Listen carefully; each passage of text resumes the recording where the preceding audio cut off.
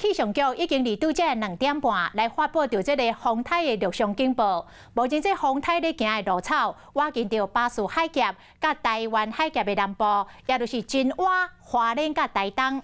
不过早起一透早，也是有民众到花莲的七星潭来看海，嘛有游客坐船出海要去看海岸。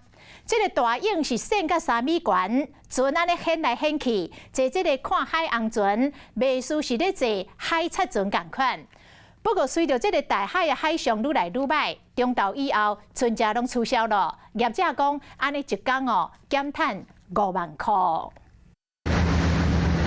坐渔船啊去看海岸，是真侪人来到花莲，一定会安排行程。就算多数的风台特别架过来，嘛是有游客兴趣去走来这体验。棒啊！非常好，今天的行程并没有因为台风接近要影响到。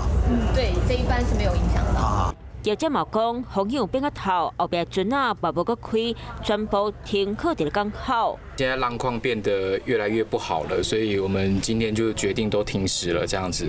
只是说就是怕游客受不了这样子的风浪，然后晕船的几率会比较高。船头家讲，游客小数取消行程，这期间已经累积200多人，逐工了5班，码头的船员即马拢真谨慎，专门避震风台。像这艘船要价3700万元，船身用的都是玻璃纤维，船民们特别挂上这个名为碰电的缓冲物，避免跟旁边的船只发生碰撞。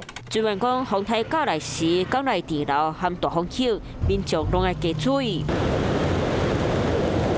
那同款伫咧花莲的七星潭，今日透早风雨也无真大，已经有海巡人员来到现场反抗游客离开，就是要确保大人拢会当平安无事。你好，我是宋彦明。想掌握最及时的新闻资讯吗？赶紧订阅、按赞、开启小铃铛，锁定华视新闻 YouTube 频道。